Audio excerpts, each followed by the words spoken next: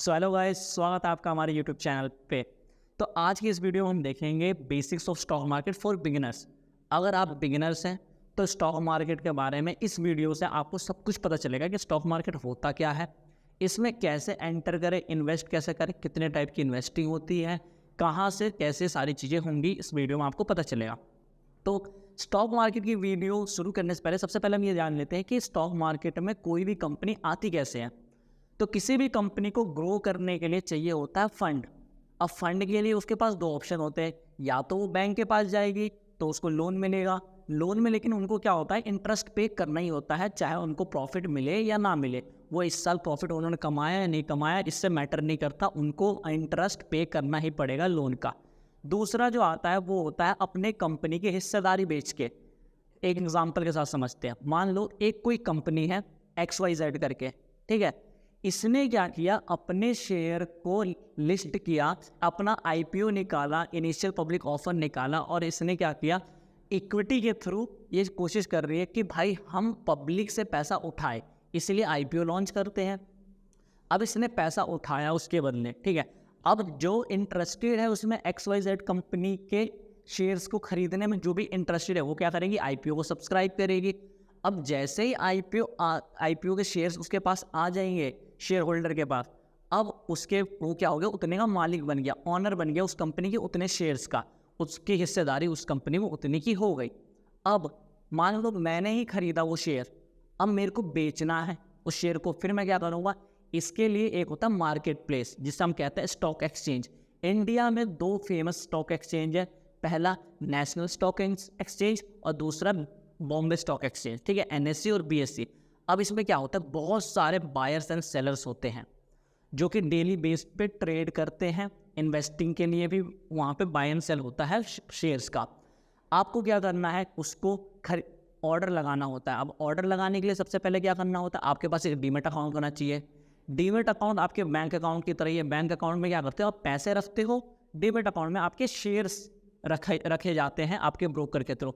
आप कोई से भी ब्रोकर यूज़ कर सकते हो, मार्केट में बहुत ज़्यादा ब्रोकर्स हैं, जैसे कि अपस्टॉक्स हैं, ग्रो है और जीरोधा है, एंजल ब्रोकिंग है। मैं पर्सनली जीरोधा और एंजल ब्रोकिंग को यूज़ करता हूँ। एक बात बता दूँ, एक से ज़्यादा ब्रोकर के पास भी आप अपना डीमेट अकाउंट ओपन करवा सकते हो। मेरे पास 2 डीमेट अकाउंट है, एक एंजल का है और एक जीरोधा का है। जीरोधा का मुझे ज़्यादा अच्छा लगता है क्योंकि वो डिस्काउंटेड ब्रोकर है, उसके थोड़ी ब्रोकरेज थोड़ी कम है बाकी के कंपैरिजन में।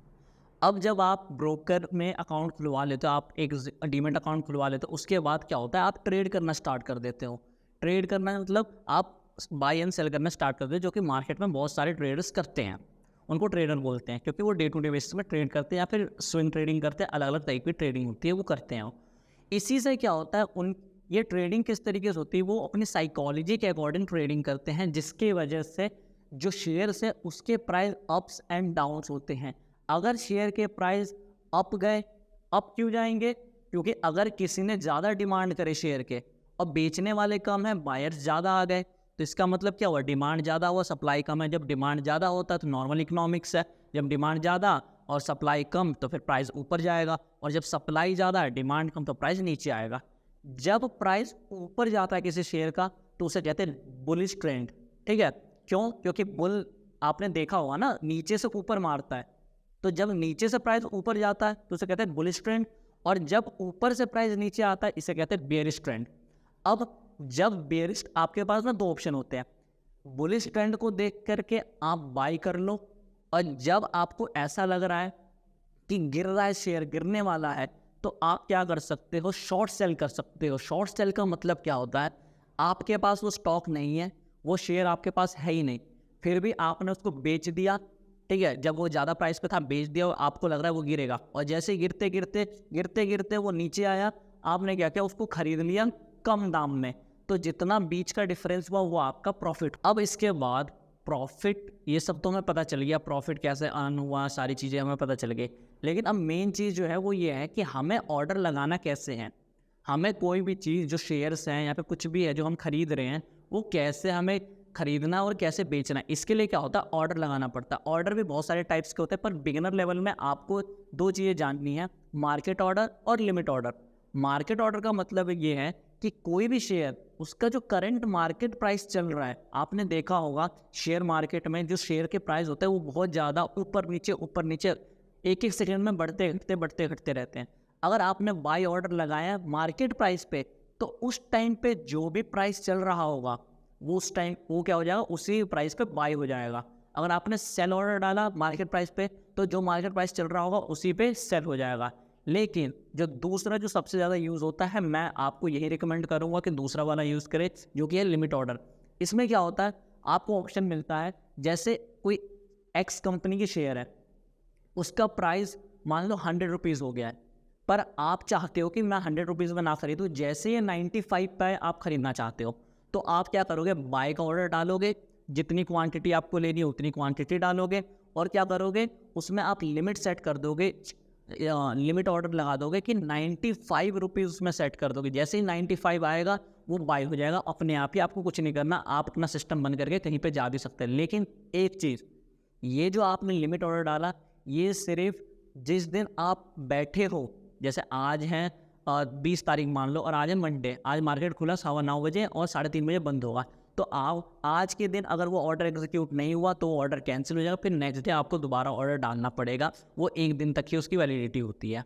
उसके बाद अब ये तो बात थी ट्रेडिंग के बारे में, हम बात कर रहे थे कि एक दिन में बेचना खरीदना, 6 महीने के अंदर, 1 साल के अंदर बेचना खरीदना, ये सब होता है ट्रेडिंग। कुछ लोग होते हैं जो इन्वेस्टिंग लॉन्ग टर्म के व्यू पॉइंट से आते हैं, ठीक है, तो उनके लिए क्या होता है, 2 तरीके की इन्वेस्टिंग होती है। पहला इन्वेस्टिंग होता है शॉर्ट टर्म, दूसरा होता है लॉन्ग टर्म। सबसे पहले जान लेते हैं लॉन्ग टर्म इन्वेस्टिंग क्या होता है। लॉन्ग टर्म इन्वेस्टिंग वो इन्वेस्टिंग होती है जिसमें आप किसी शेयर को खरीदते हो और होल्ड करके रखते हो 5 साल से ज़्यादा के पीरियड के लिए।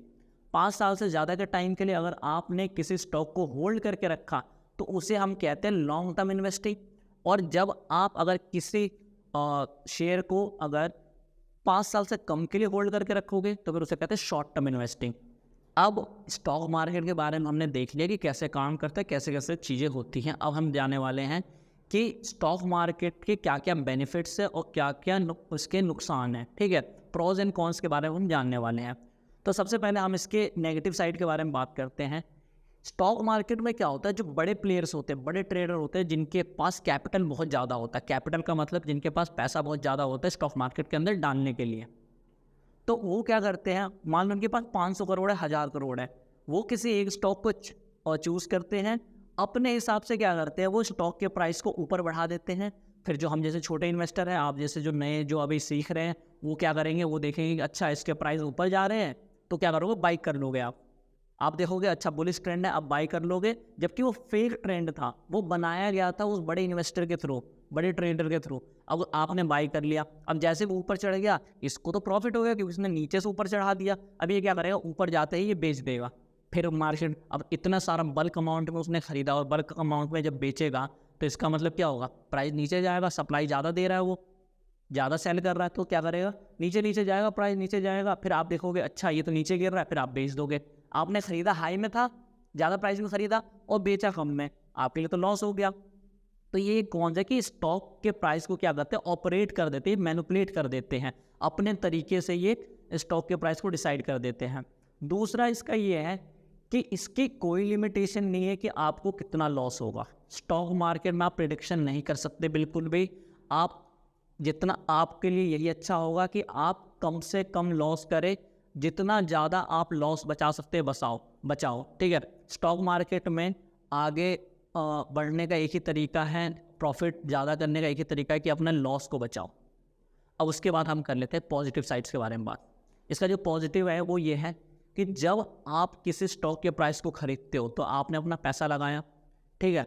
अब पैसा जैसे ही लगाया उसके प्राइस बढ़ेंगे, शेयर के प्राइस बढ़ेंगे, over the period of time price तो बढ़ेंगे, ठीक है। अगर अच्छी कंपनी में आपने लगाया तो उसके प्राइस बढ़ेंगे। तो आपने जो शेयर मान लो 95 में लिया था, उसके प्राइस 5 साल बाद 300 रुपये हो गए, 300, 400, 500। तो आपका जो कैपिटल आपने लगाया था 300 से 500 हो गए, तो आपकी कैपिटल की वैल्यू बढ़ी। और उस कंपनी, जिस कंपनी का आपने लिया है शेयर, अगर उसका प्रॉफिट हुआ उसको, और उसने अगर डिसाइड किया कि हमें डिविडेंड देना है, तो आपको डिविडेंड मिलेगा। डिविडेंड क्या होता है, प्रॉफिट में से कंपनी क्या करती है, अपने शेयर होल्डर को प्रॉफिट का हिस्सा थोड़ा थोड़ा बांट देती है according to their share holding, ठीक है। जितना वो शेयर होल्ड किए हैं उसके अकॉर्डिंग वो क्या करते थे, प्रॉफिट्स को डिस्ट्रीब्यूट कर देते, उसे कहते हैं डिविडेंड। वो आपकी इनकम भी हो गई। दो इनकम हुई आपकी, एक तो ये हुआ कि आपके जो शेयर, आपके प्राइस आपने खरीदे थे उसकी वैल्यू बढ़ गई, तो कैपिटल गेन हुआ, आपके कैपिटल की वैल्यू बढ़ गई। दूसरा ये हुआ कि आपको डिविडेंड मिल गया, वो जो कि आपकी इनकम है, क्योंकि हर साल कंपनी अपना क्या करते हैं, फाइनेंशियल को रिलीज़ करती है कि उनको इस साल प्रॉफिट हुआ या लॉस हुआ है, वो मैंडेटरी है। अब जाते जाते लास्ट में आपको एक बोनस टिप देना चाहता हूँ, इसे ध्यान से सुनना, इसे लिख लो कॉपी के अंदर। पहला, आपको कभी भी जब आप स्टॉक मार्केट स्टार्ट कर रहे हो या फिर आप प्रो लेवल पे हो, आपको कभी भी लोन लेकर के स्टॉक मार्केट में पैसा नहीं डालना। दूसरा, स्टॉक मार्केट में उतने ही पैसे डालने हैं जितना आप लूज़ करने के लिए रेडी हो। इसका मतलब ये हुआ, इतने ही पैसे डालना जितना अगर चले भी गए, बिल्कुल लॉस हो गया, फिर भी आपको कोई फ़र्क ना पड़े, इतने ही पैसे डालने हैं। तीसरा ये है कि आपको अपने सारे पैसे, जितना आप इन्वेस्ट करने जा रहे हो, उतने वो सारे पैसे, वो सारा कैपिटल एक ही स्टॉक के अंदर नहीं डालना, ठीक है। आपको अपना पोर्टफोलियो डाइवर्सिफाई रखना, अलग अलग सेक्टर के स्टॉक्स को खरीदना है। Thank you so much. आज की इस वीडियो में इतना ही। अगर आपको वीडियो अच्छा लगा, कुछ सीखने को मिला, तो आप वीडियो को लाइक कर दो और चैनल को सब्सक्राइब कर दो। नया चैनल है, सपोर्ट दिखाओ, और भी ऐसे अच्छी वीडियोस हम लेकर के आएंगे। और अगर आपको अच्छा वीडियो लगा तो फिर अपने दोस्तों के साथ शेयर करो। जो स्टॉक मार्केट सीखने में इंटरेस्टेड है उन लोगों के साथ शेयर मत करना, जो इंटरेस्टेड नहीं है, क्योंकि फिर वो देखेंगे नहीं वीडियो को और चैनल की रीच कम होगी। तो इस वजह से उन्हीं लोगों के साथ शेयर करना जो इंटरेस्टेड हैं। और बस आज की वीडियो के लिए इतना ही, और अपना ख्याल रखो। नेक्स्ट वीडियो में मिलते हैं। Thank you.